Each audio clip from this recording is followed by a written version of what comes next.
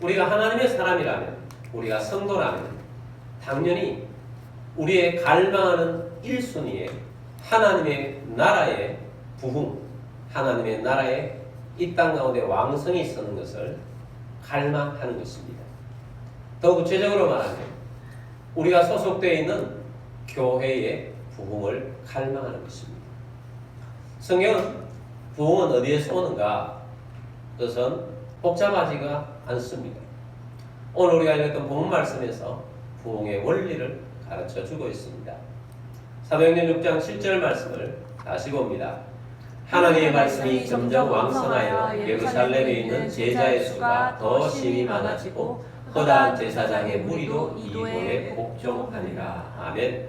예루살렘에 있는 제자의 수가 더 심히 많아졌고 허다한 제사장, 많은 제사장의 무리도 예수 그리스도 앞으로 돌아와 복종하게 된 원인은 어디에 있었는가? 그것은 어디에 있다고 말씀합니까? 하나님의 말씀이 점점 왕성하여. 하나님의 말씀이 점점 왕성하여질 때 이 말씀을 통해서 부흥이 온다 하는 것을 성경을 통해서 우리에게 가르쳐 주고 있습니다. 지난 주일에는 말씀을 먹어야 산다 라는 제목으로 말씀을 들었습니다. 우리가 말씀을 더 깊이 묵상하고 더 암송을 하는 1주년이 되어서 또 이 말씀을 전하게 되었던 것인데, 여러분 한 주간 동안 말씀을 더 깊이 묵상하고 암송하며 사셨습니까? 저도 그렇게 살아가는 여러분들이 되길 바랍니다. 자, 오늘은 제가 2년 전에 우리가 이렇게 해야 합니다 라는 것을 선포해서 그 선포로 2주년이 되는 그런 또한 주일이기도 합니다. 그래서 오늘 또한 우리가 이 말씀을 또 묵상하며 나아가는데 그것이 무엇인지 기억이 나십니까? 힌트를 드린다면 예수님의 복음의 완성과 관련이 있습니다. 예수님의 마지막 유언의 부탁과도 관련이 있습니다. 예수님의 재림과도 관련이 있습니다. 그것은 뭐냐? 예수님께서 복음을 완성하실 때는 예수님의 나이 33살 때입니다. 2033년도가 되면 예수님께 십자가에 달려 돌아가셨다가 부활하시고 승천하셨던 복음 2000주년이 되는 해입니다. 그래서 제가 2023년 12월 초에 우리가 2033년까지 10년이 남았는데, 예수님 복음 2000년에 10년이 남았는데 10년 동안 우리가 열심히 헌신해서 주님의 이 복음을 위해서, 주님께서 기뻐하시는 복음의 열매를 위해서 힘차게 달려가자, 그렇게 해서 제안을 하면서 2년이 지났습니다. 그래서 우리가 준비를 하자고 하면서 예수로 충만해야 되고 성령으로 충만해야 하고 충성을 다하자라는 말씀을 드렸어요. 그리고 2024년도에는 다시 복음 속으로 라는 제목을 가지고 로마서 말씀을 보면서 우리는 우리의 복음을 우리의 심령에 다시 한번 되새기는 그런 2024년도가 되었고요. 2025년도에는 아브라함을 통해서 하나님이 나를 웃게 하시니 라는 주제를 가지고, 아브라함은 믿음의 조상이지 않습니까? 그래서 우리의 믿음의 뿌리까지 다시 한번 점검해 보면서 우리의 믿음이 얼마나 더 확고한가, 이런 것들을 원래 다져나가는 그런 시간이었습니다. 이제는 우리가 충만을 향하여서 가야 할 줄 믿습니다. 그래서 여러 가지 우리가 하나님 앞에 충만해야 하나님의 나라의 일들을 이루어가는데, 우리는 이 충만을 위해서 가장 앞서서 충만해야 될 것이 뭐냐? 그것이 말씀 충만입니다. 말씀 충만으로부터 나아가야 다른 모든 영적인 것들이 충만이 되어지는 것입니다. 그래서 말씀 위에 바로 서서 충만하게 되는 우리 모두가 되기를 원합니다. 그래서 오늘 본 말씀에서 말씀이 왕성하여, 말씀이 충만해져서 제자의 수가 많아지는 것처럼 우리가 먼저 말씀이 왕성하게 되자 하는 것입니다. 말씀이 왕성하게 되면 어떤 일이 일어나는가? 오늘 세 가지로 말씀을 드리고자 합니다. 첫 번째는 말씀이 왕성해지면 영향력이 커집니다. 말씀이 왕성해지면 뭐가 커져요? 영향력이 커집니다. 왕성하다라는 원어의 뜻은 뭐냐? 왕성하다는 원어의 뜻은 세력이 커지다, 힘이 세지다, 이런 의미가 있어요. 말씀이 왕성해진다는 것, 내 속에 말씀이 들어와서 말씀이 왕성해진다는 것은 내 속에서 말씀의 세력이 커진다는 것입니다. 보통 사람들이 복음을 알기 전에는 내가 어디에 지배를 받고 있느냐 하면 내 생각에 지배를 받고 살아가죠. 내가 생각하는 대로 살아갑니다.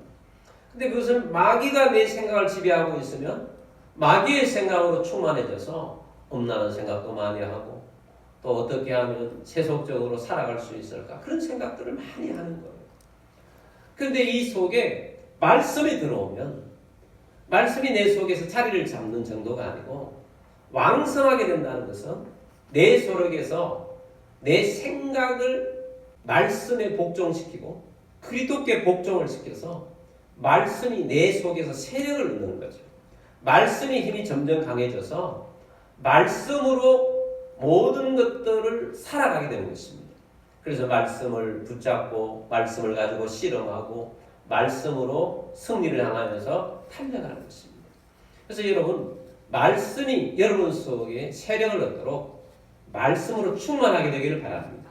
말씀이 있으면 생각을 사로잡아 우리를 그리스도에게 복종하는 사람이 되는 것입니다. 그래서 말씀을 여러분 속에 채워서 말씀이 충만하게, 말씀이 왕성하도록 하는 우리 모두가 되기를 바랍니다. 우리가 말씀이 왕성해지면 어떻게 되느냐? 내 속에서 말씀이 자꾸 튀어나와요. 말씀이 너무 사모가 되고 좋아서 이 말씀이 자꾸 어떤 상황 속에서 적용하게 되고 또 다른 사람을 만났을 때 이 말씀을 내가 이렇게 말씀을 속에서 살아가고 있다 하는 것을 자꾸 말하게 돼요. 말씀이 충만한 사람, 말씀이 넘치는 사람이라는 것은 내가 말씀을 생활 속에서 말하는 사람이 되는 것입니다. 우리 교회도 말씀이 왕성해져야 합니다. 예루살렘 교회처럼, 오늘 본문에 나오는 예루살렘 교회처럼 말씀이 왕성해지면 성도들이 말씀으로 왕성해져서 말씀으로 충만해지고 모이면 말씀으로 나누게 되고 말씀이 왕성해지면 말씀을 통해서 우리의 주위가 말씀으로 영향력이, 세력이, 말씀의 영향력이 커지게 되는 것이고 그로 말미암아서 하나님의 나라에 부흥이 오게 되는 줄 믿습니다. 그래서 맨 먼저 말씀으로 충만해져야 한다라는 것입니다. 초대교회가 얼마나 영향력이 컸습니까? 초대교회는 오순절날 성령이 임함으로써 시작이 된 것입니다. 오순절날이 이미 이름에 그들이 다 같이 한 곳에 모였더니 하늘로부터 급하고 강한 소리 같은 것이 있어 그들이 앉은 온 집에 가득하며 마치 불이 혀처럼 갈라지는 것들이 그들에게 보여 각 사람 위에 임하여 있더니 그게 성령 아닙니까? 그 성령이 충만하게 되니까 그들이 입술에서는 하늘의 언어, 방언이라고 하죠.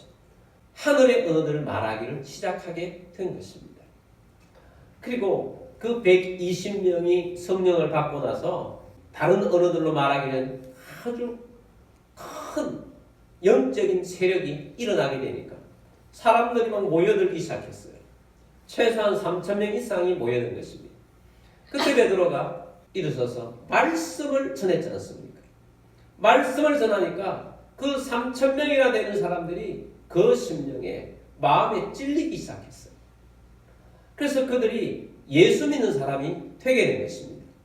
말씀이 베드로를 통해서 전해지게 되니까 이 말씀이 왕성하게 되니까 말씀을 통해서 부흥이 일어나게 된 것입니다. 성령이 임한 날 그날은 예루살렘 교회의 성도가 3,120명이 된 것 아닙니까? 3,120명이 처음으로 그들이 모여서 그 다음부터는 가장 먼저 한 것이 뭐냐? 가장 먼저 한 것도 사도로부터 말씀 듣는 것이었습니다. 그것이 사도행전 2장 42절 말씀에서 나옵니다. 우리 함께 보겠습니다. 그들이 사도의 가르침을 받아 서로 교제하고 떡을 떼며 오로지 기도하기를 힘쓰니라. 아멘. 자, 예루살렘 교회의 아주 아름답고 좋은 모든 모습들은 어디에서부터 출발하느냐? 그들이 누구의 가르침을 받아? 사도의 가르침을 받아. 오늘로 말하면 그들이 목사님의 가르침을 받아 말씀을 배워서 그들이 교제가 넘치고 떡을 떼며 오직 기도에 힘쓰며 열정적인 기도자가 되고 모이면 하나님께 예배하고 큰 변화가 일어났어요. 불쌍한 사람들은 그냥 있지 않아요. 자기에 있는 재산을 팔아서라도 그 필요한 자들에게 나눠주고 사랑이 넘치는 그런 모습으로 있게 된 것입니다. 그래서 말씀으로 출발되니까 모든 것들이 다 충만하게 되었어요. 다 충만하게 되니까 결과가 어떻게 되었느냐? 47절 말씀 보겠습니다.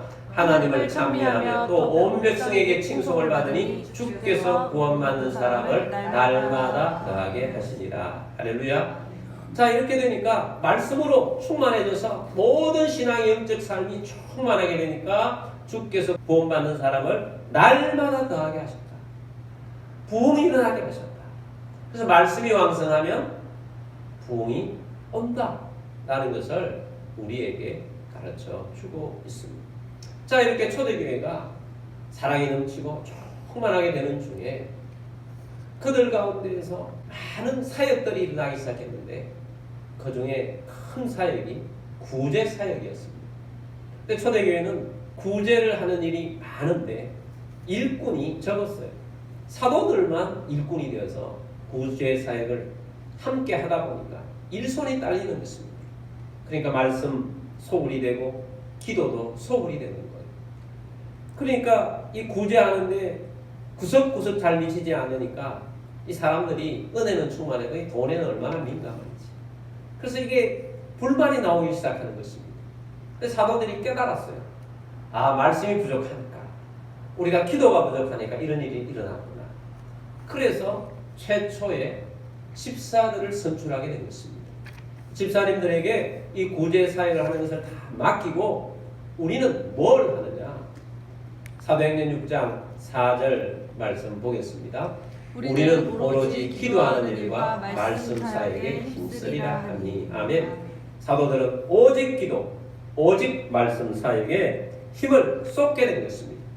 오직 기도와 말씀 사역에 힘을 쏟게 되니까 우리가 아까 보았던 본문 말씀에 말씀이 다시 왕성하기 시작한 것입니다. 말씀이 다시 왕성하기 시작하니까 예루살렘 교회가 제자의 수가 심히 많아지게 됩니다. 하나님의 부흥이 일어나게 되었다라는 것입니다. 자, 이렇게 말씀의 영향력은 하나님의 부흥을 가져옵니다. 말씀의 영향력이 우리들 속에 넘치고 또 우리 교회 가운데 넘칠 때 이것이 우리 주변으로 번져나가는 것입니다. 그래서 여러분, 말씀이 왕성하게 일어나는 주의 백성이 다 되시기를 주의 이름으로 축복합니다. 그래서 우리가 말씀으로 왕성해져야 되겠다. 말씀으로 충만해져야 되겠다. 말씀이 나를 지배하고 세력을 넓히고 나를 통해서 말씀이 막 흘러나가는 그런 사람이 되어야 되겠다. 그런 마음으로 여러분 말씀을 대하고 살아가는 여러분들이 되기를 주의 이름으로 축복합니다. 두 번째는 말씀이 왕성해지면 사람들이 변화됩니다. 변화, 여러분 외적인 변화가 아니고 주께서 우리에게 원하시는 변화는 내면으로부터의 변화가 일어나는 것입니다. 전에 트랜스포메이션이라는 단어를 가지고 제가 말씀을 드린 적이 있어요.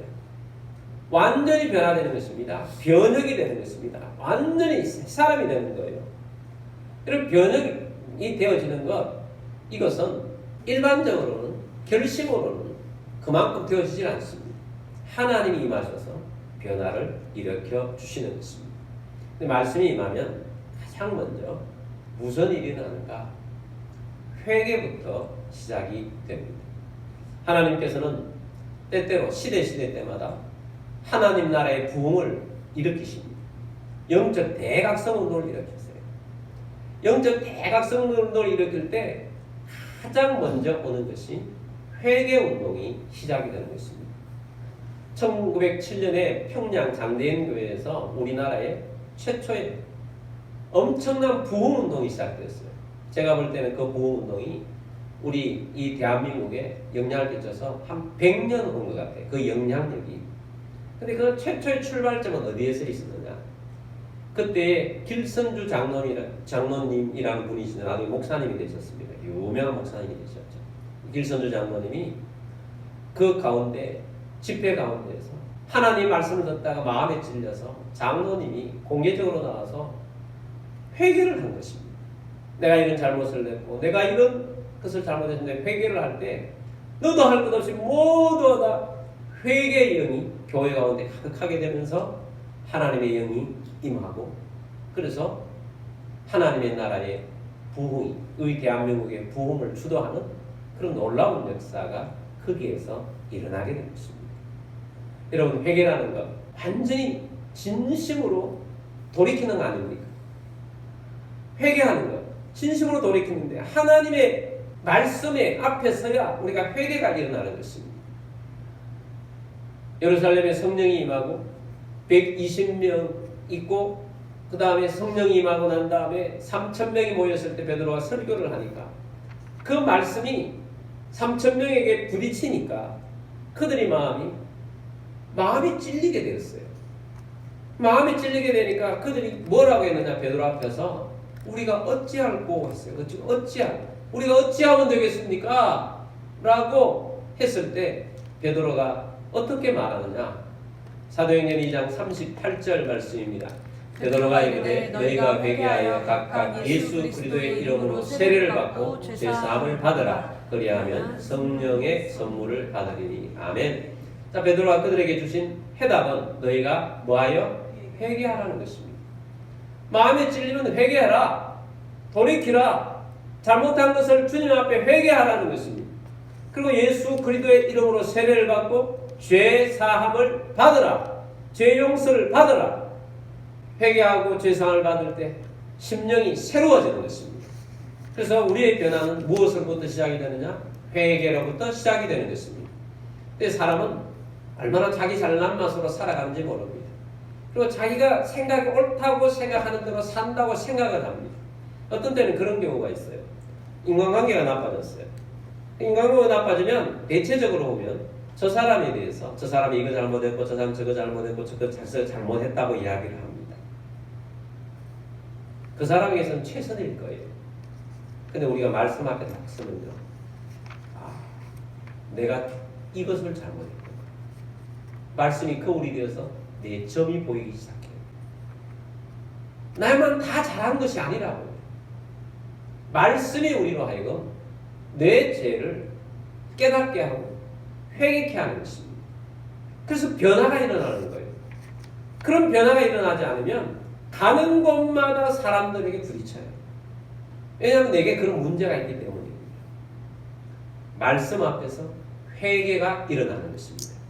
그래서 말씀은 우리로 하여금 회개로부터 변화를 일으켜줘요.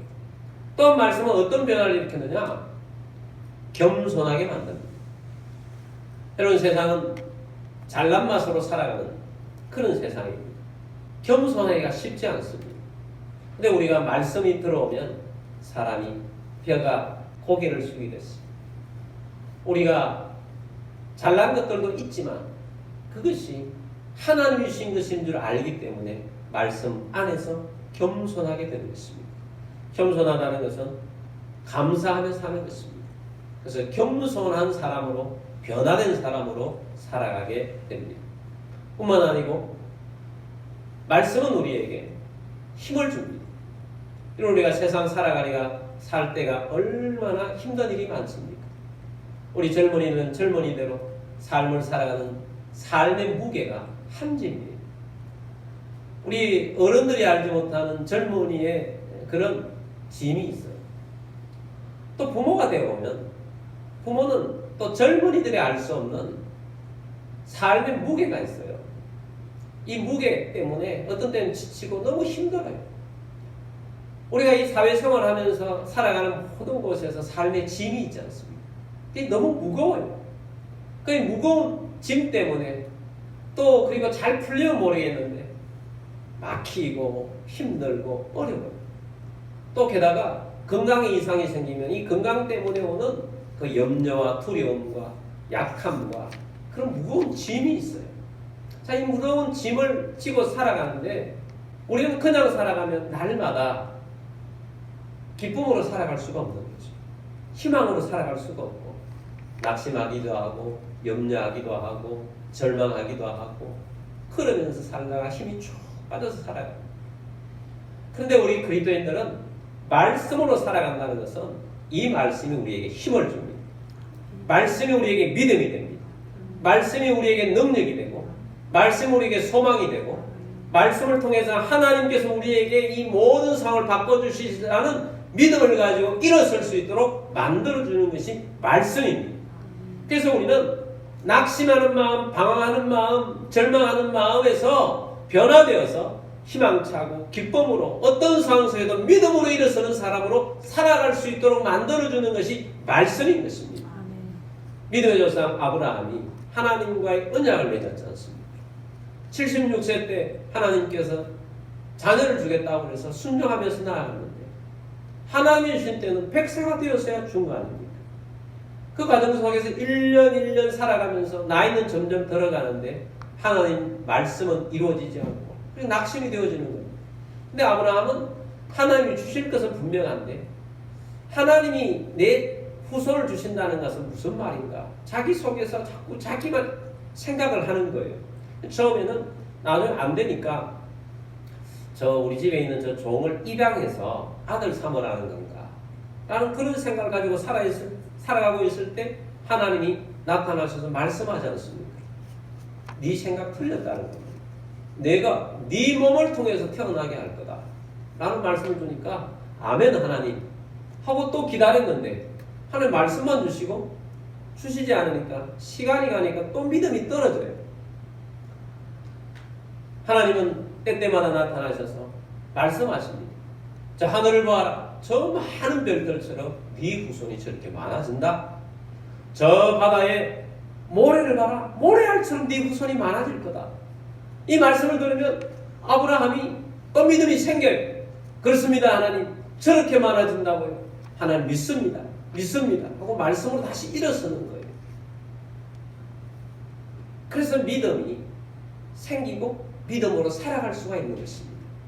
여러분 우리는 우리 본성으로 살아가면 상황과 환경 때문에 자꾸 좌절할 수 있어요. 그러나 말씀으로 믿음이 생기면 무거운 짐들도 깃털처럼 가벼워져요. 하나님 말씀으로 보니까 이건 돌파할 수 있는 거야. 이건 이겨낼 수 있는 거야. 이건 짐도 아니야. 이건 내게 짐이 아니야. 하나님 말씀으로 내가 이기게 나갈 수 있도록 하시니 이 말씀을 믿고 나갑니다. 아멘입니다. 하고 나아갈 수 있도록 하는 것이 말씀입니다. 그래서 하나님 백성들은 항상 말씀 믿기 때문에 희망차게 살아가요. 담대하게 살아가요. 염려하며 살지 않습니다. 걱정하며 살지 않습니다.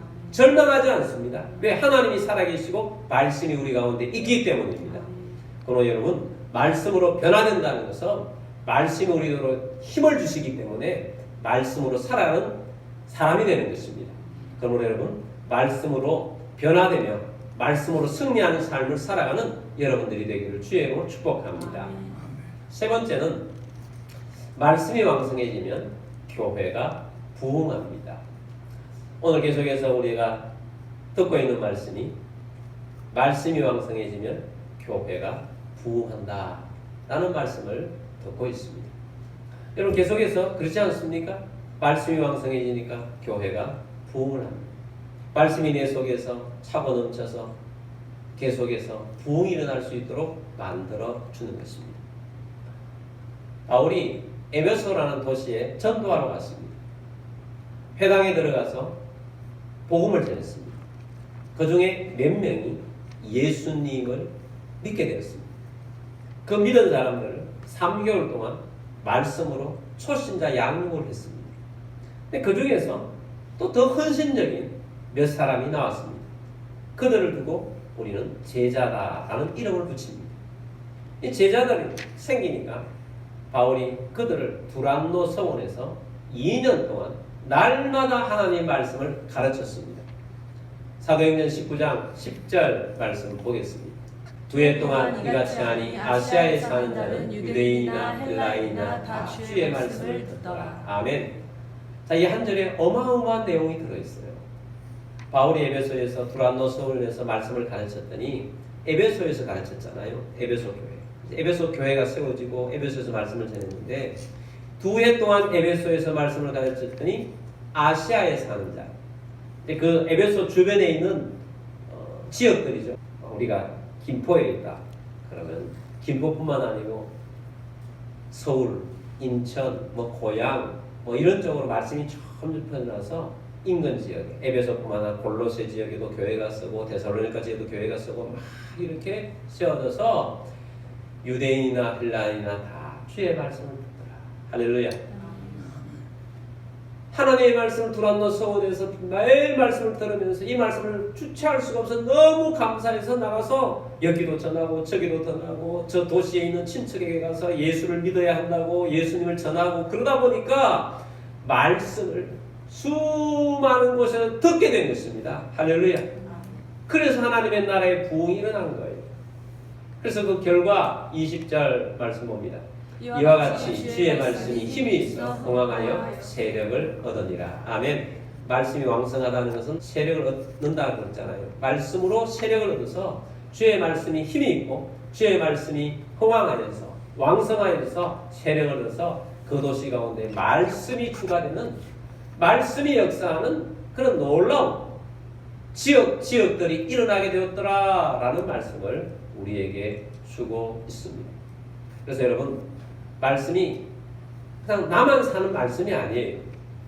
말씀이 남을 살리는 말씀이 되는 것입니다. 그래서 하나님의 나라의 부흥이 일어나고 교회의 부흥이 일어나는 것입니다. 그래서 우리가 이렇게 되도록 하나님 우리 교회가 말씀이 왕성해져서 날마다 구원 얻는 자들이 되어지고 주의 제자들이 힘이 많아지는 교회가 되게 하여 주옵소서. 도시가 구원되고 다음 세대가 변화되는 역사들이 일어날 수 있도록 왕성하게 하여 주옵소서. 그런 기도 제목을 가지고 기도도 하고 말씀에 열심을 품는 여러분들이 되기를 바랍니다. 사단은 우리를 매우 분주하게 만들어서 신앙생활을 흐트립니다. 어떤 성도가 있었습니다.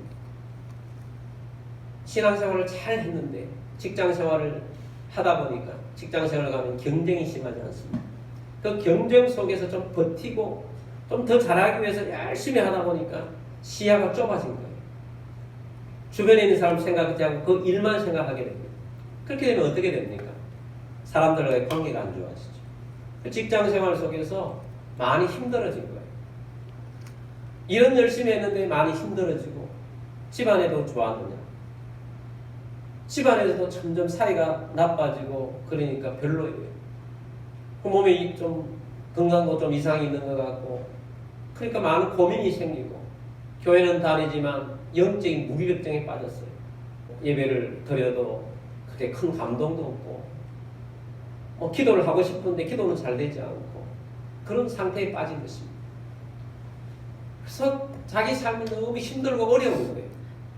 그래서 곤곤 묵상을 해봅니다. 내가 지금 많은 것에서 이게 희망이 없고 잘 안 되고 있는데 모든 게 다 끼어졌는데 왜 그런가 하고 곰곰이 생각을 해보니까 자기가 어느 순간부터 말씀을 놓치고 있다는 것을 깨닫게 됩니다. 그래서 그때 말씀을 열었어요. 성경을 열고 말씀을 읽기 시작합니다. 말씀을 읽는데 말씀이 다시 자기 속에 들어오기 시작합니다. 말씀을 깊이 묵상하게 되면서 자기의 삶이 달라지기 시작합니다. 다시 예전처럼 말씀으로 회복이 되기 시작하는 것입니다. 평화가 찾아오고 마음이 안정이 되고 사람과의 관계가 여유가 생깁니다. 그렇게 되니까 직장생활 속에서도 가정생활 속에서도 모든 면이 달라지게 될 거예요. 여러분 말씀은 심령의 변화를 가져오는 것입니다. 그래서 예배의 삶이 달라지고 또 기도가 열정적으로 바뀌게 되고 또 삶의 평화가 찾아오고 또한 믿지 않는 자를 보면 전도하고 싶고 그래서 전도를 하게 되고 그런 사람이 되어지는 것입니다. 여러분, 여러분의 삶은 어떤 상황 속에 놓여 있습니다. 여러분이 그 상황 속에서 말씀을 놓치고 살지는 않습니까? 말씀을 멀리하고 살고 있지 않습니까? 말씀이 여러분 속에 여러분이 세력을 얻어서 살지 못하고 내가 보고 살아가는 것들이 세력이 되어서 그것이 주가 되어서 살고 있지 않습니까? 그렇다면 여러분이 말씀의 자리로 여러분의 자리를 옮겨야 하는 것입니다. 말씀을 통하여서 삶의 변화가 일어날 수 있도록 여러분 말씀을 굳게 붙잡고 살아가는 여러분들이 되기를 주의 이름으로 축복합니다. 말씀으로 승리합시다. 말씀을 묵상하고 말씀으로 승리합시다. 우리가 개인적으로도 말씀에 승리하고 우리 교회가 말씀이 왕성해질 때 하나님의 나라의 부흥을 보게 될 것이고 영적 주도권을 가지고 살게 될 것입니다. 그런 말씀 앞에서는 우리 모두가 됩시다.